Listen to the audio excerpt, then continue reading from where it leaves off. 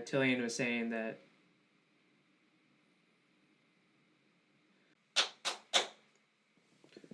we got the blue blockers on, an essential in digital marketing when you're looking at a screen for over 6 hours a day. So hi everyone, welcome to the channel. You're likely new. This is where we're breaking down what makes songs good and listenable, and what makes artists and musicians great at what they do.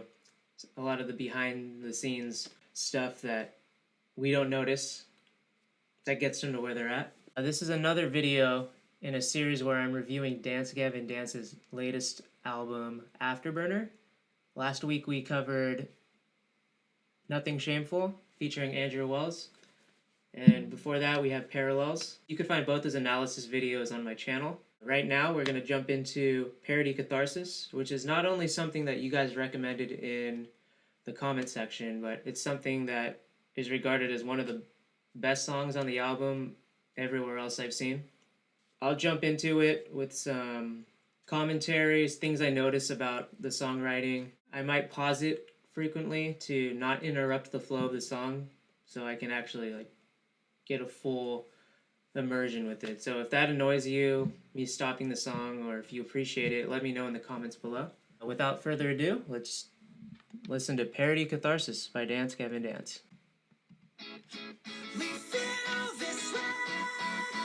Okay, so right off the bat, we got a playful beat, playful melody,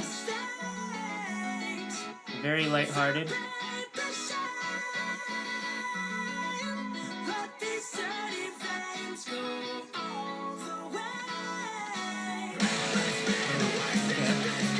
Got a circle pit beat here.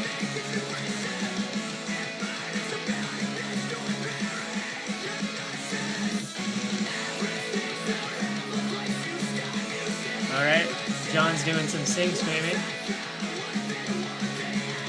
Something I noticed the first time I heard him do it was in Gospel Burnout, which is probably my favorite song on their last album, Natural Selection. Artificial selection. It sounds like he's doing that a lot more in this album, and I'm glad, because it's something that not a lot of people do.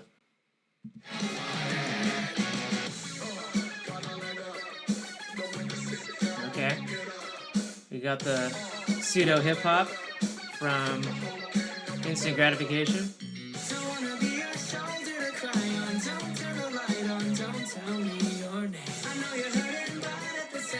Flowing right into back to singing. I'm imagining live Tillian's gonna do his sensual dancing. Who's seen Dance Gavin Dance live?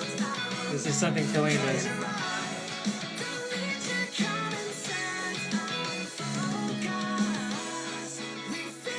Alright, bringing back the intro. So this is the theme of the song. The playfulness.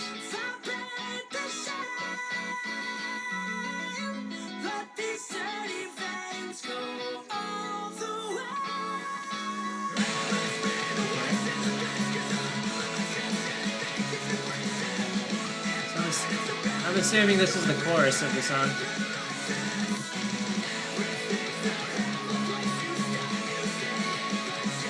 You hear Tillian in the background, hitting very high notes.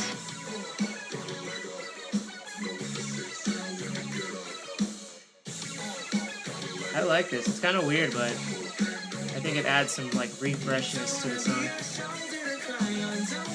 like a palate cleanser.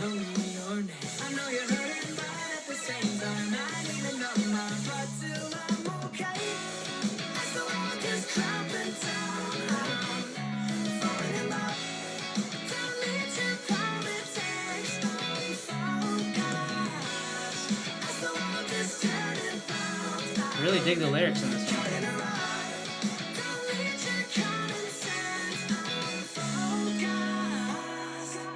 Sounds like we got a bridge coming.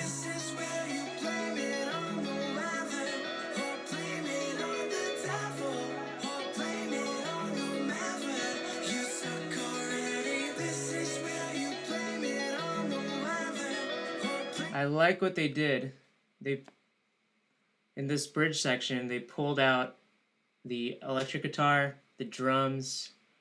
Um, I'm not sure if they pulled the bass out. I'm listening to it on my laptop, but it's pretty much sounds like it's just vocals and one guitar part played by Will.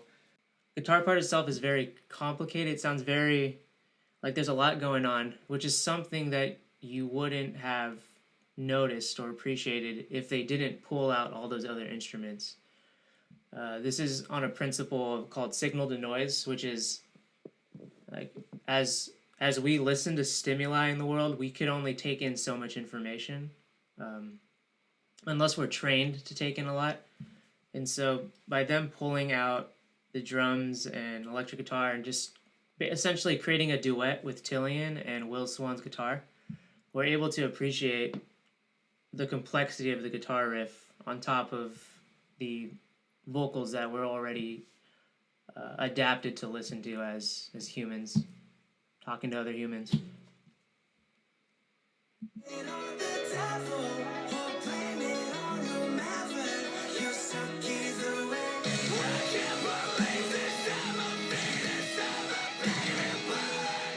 Okay, that's some more sing screaming from John.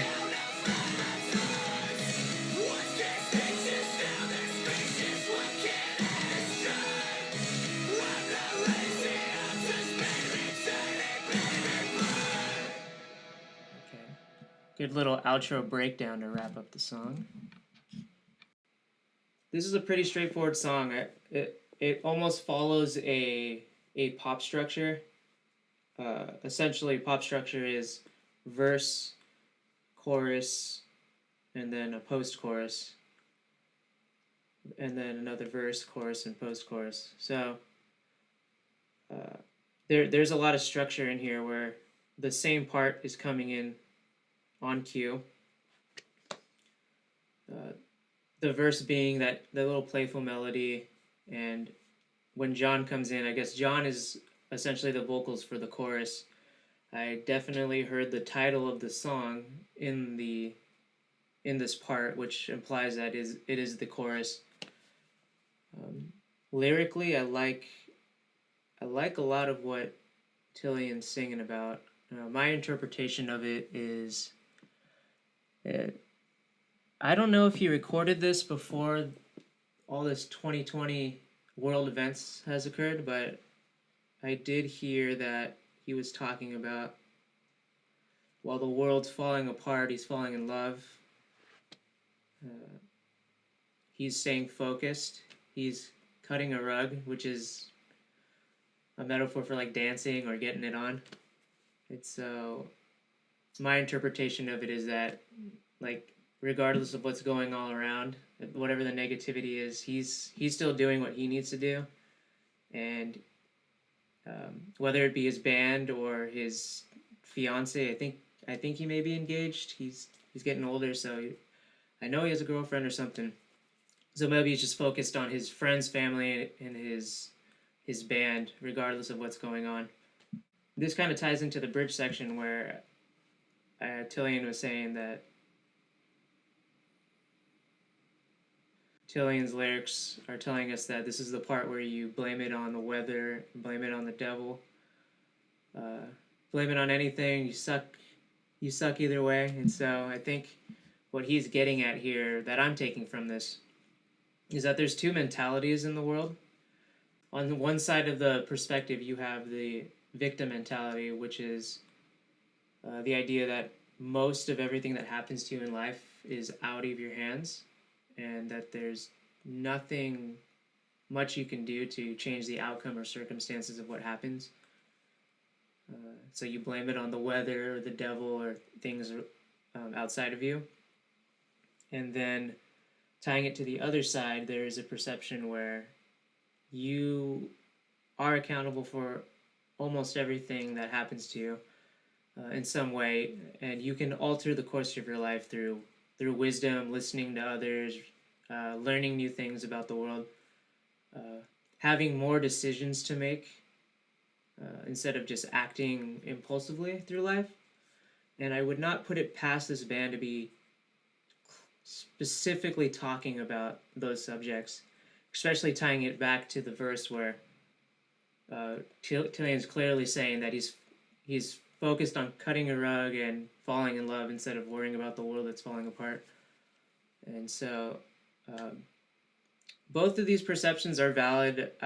I'm not 100% either way on those. I do believe that for the most part, 60 to 80% of my life is accountability and knowing that with the right amount of information and knowledge, I could change the outcome and direction of my life. While on the other side, there's 20 to 40% of it is out of my control. There's plenty of people that also have in the world that also have their idea of what the world should be, and so that is always going to be a challenge to how I'm trying to shape my future. This is the first time I've talked about vocals and lyricism much more than the instrumentation arrangement of the song. So if this is something that you want to see more of, let me know in the comments below. If you have some thoughts about what I said about the lyrics, please share them below. Again, I'm not taking any of this as like this is definitely what they're writing about. This is just my interpretation from listening to many albums about this band and just knowing the record label that they're on is Rise Records. And if you know anything about the history of bands that have been on Rise Records, they're very spiritual and optimistic, goal-driven bands that talk about self-reflection and what it is to be human. Let me know what you liked about this video in particular. Would you like to see more videos on me breaking down lyrics? I know I've got requests for breaking down the nonsense of John Mess, so those are videos in the making. Also, update, I am covering Andrew Wells' vocal part as well as the guitar part at the same time for Nothing Shameful. So if you want to see some updates on that, you could follow me on Instagram at Mitch Plays Riffs, same as my channel name here. You could also watch me build beats from scratch, write guitar riffs from scratch, kind of the behind the scenes of what goes into putting together parts of songs. Next week, I'll be reviewing Say Hi. This has been requested by a few people in the comments. And thanks again for listening if you made it this far. Please keep sticking around. My big goal here is to kind of pull away the wool of this perception that people can't become great artists and musicians and songwriters, that this is just talent you're born with. There's a lot of intentionality with things, and there's a lot of principles and lessons that once you learn, songwriting and musicianship, becoming a musician, it just gets easier and easier with practice. So thanks again for listening, and I'll catch you guys on the next video.